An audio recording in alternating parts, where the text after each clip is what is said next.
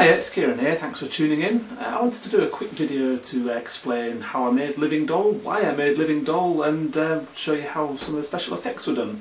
So if you've not seen Living Doll yet, go check it out and then come back here and I'll show you how I did it. I made Living Doll for Little Rich's Halloween competition. So I thought, right, well, what do I find scary? I had a good think and I thought, dolls. Dolls are scary.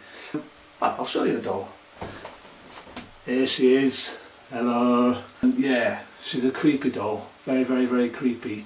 Let's switch her on.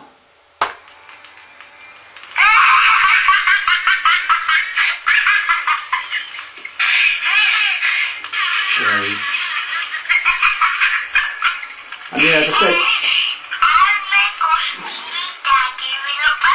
I don't know what it says. It's got no off button, so I have to pull the battery back out again. Originally, in the storyboarding, I had another doll in the video as well. Whoa! Hello! So this one was originally going to be in the video as well, but my video was getting too long, so I had to write that one out. There's the doll that's not burnt, and yeah, they look kind of similar, don't they? Right. Living Doll was actually inspired by an old 1960s episode of the Twilight Zone, and the whole episode's online. I've put the link in the description bar, so go check it out. The opening scene of Living Doll was filmed in a toy museum. They kindly let me into their museum after hours and let me in for free to film scenes of their dolls. I wanted to try and show the doll collection, and they also had lots of doll houses, so they let me film scenes with doll houses. Okay, I'm going to show you how some of the scenes were done, so let's go check it out. Okay, for the bathroom mirror scene, I filmed one scene with just me in the bathroom, and then one scene with just the doll in the bathroom, and then in After Effects cut them both together, so you had one half doll, one half me, and then for the final footage I kind of gave it that blue look, with a bit of creepy noise. This is the scene that definitely took the longest to do in Adobe After Effects. It's when the doll was running towards the bathroom door with the knife. Here she comes. Yeah, I mean, you can see that I've got all this string here, and there's my feet at the doorway, and I stand behind the door. I have to hide all that, and I do that using masks. So here I've got this red mask that's hiding my feet. I've got this green mask hiding the string. I've got this blue mask hiding my hand and the string. I've got this yellow mask here that's hiding the shadow that I'm projecting onto the box. If you look at the layer underneath, this is just a blank layer of nothing there, and these masks are basically showing the layer underneath as opposed to the actual footage. So if I turn all these masks on to subtract, then I shall disappear, and I can run that for you with the mask switched on, and this is what it looks like. It took a lot of time. If you look at all these keyframes here, you'll get an idea of how long it took, but I think it was worth it. I'll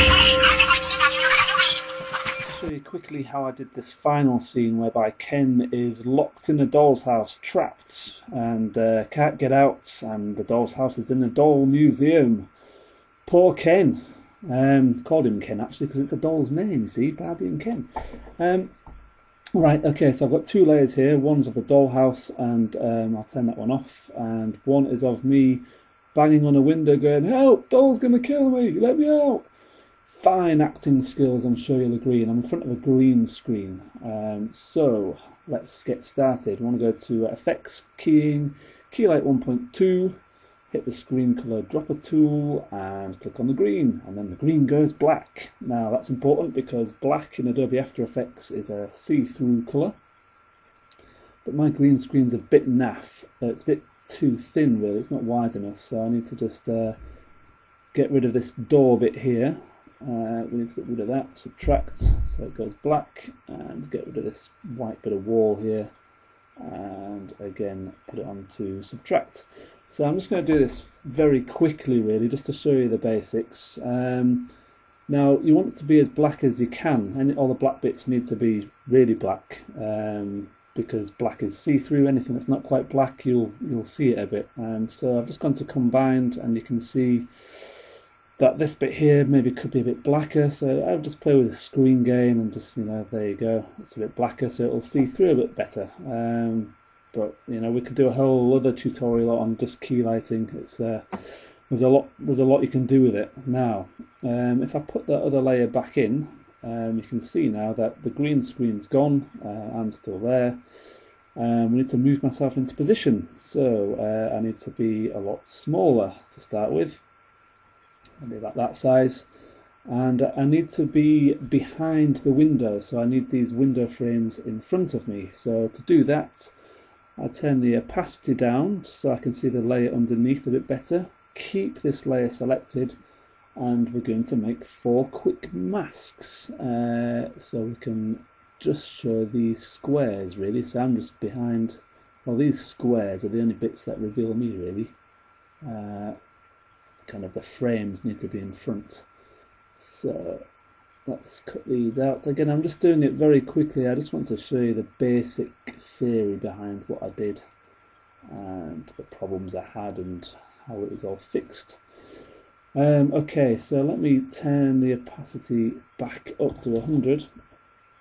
Now, this was my first problem. I wasn't quite sure how to do this, but it turns out if I select one of the masks and turn it from add to intersect, then that seems to work. I don't know what this does. I don't know. I need to read up about this, but it works. So I got a bit lucky, to be honest. I was starting to give up. So I'm now behind the window, going help, help. But as we move, you know, I'm not moving with the camera. So what we need to do now is select this layer here, which is the doll's house layer, and we need to track the motion. So I'll just do it very quickly. We need to track it on position and in this case scale, not rotation. I found with rotation I was moving around all over the place. So we just choose 2 good spots to track. Again, I'm just going to do this very quickly. Oh, I'm missing something out here. Whenever you're tracking a motion, you need to have a null layer. So quickly do a null object. And we want to make sure that we're tracking to the null object. So quickly edit target null. So it's just a layer that holds data really. You don't see it. It's just holding the data. So we're going to now track forward, and you want those crosses to stay put really. That'll do for now because I know it'll start jumping around. But I just want to show you the basics. So we apply that. And that data is now in the null object. So this null object is this red square here. It kind of moves. It moves as it should. Right. So let's go back to the beginning here. We need to now link this layer of me banging on the window. We need to link it to the null object layer, which has all the tracked data in it. So now, and I'll hide the null layer so you can't see this red square. Now, in theory, I should move with the camera. Is that working? Yeah, up to about there it is. Yeah, that's as far as we tracked. You can see from these keyframes here, I only tracked that far. So that's the basic principles behind it. If I go to the actual footage, you can see that I've dulled myself a bit because you know, originally I'm too bright here, so I've just changed the colour a little bit.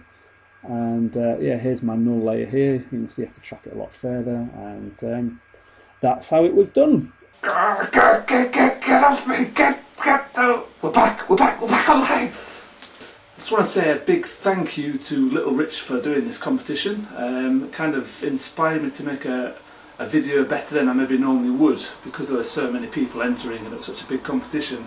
I kind of really went for it and thought about colour and camera angles, and I put the camera in the fridge, I put the camera in the fireplace, I put the camera under the bed just to get some interesting camera angles, and I maybe normally wouldn't think about that kind of thing, but yeah, kind of you get inspired to make the best video you can when there's a big competition like this. So thank you, Little Rich, and this is my first chance to say a really big thank you to all of my subscribers for subscribing to my channel. I really do appreciate it. It means a lot to me, so thank you subscribers. I'll be making some more videos again soon. This is the end of the video, so thanks for watching. I've been Kieran, still am Kieran, and thank you. Bye.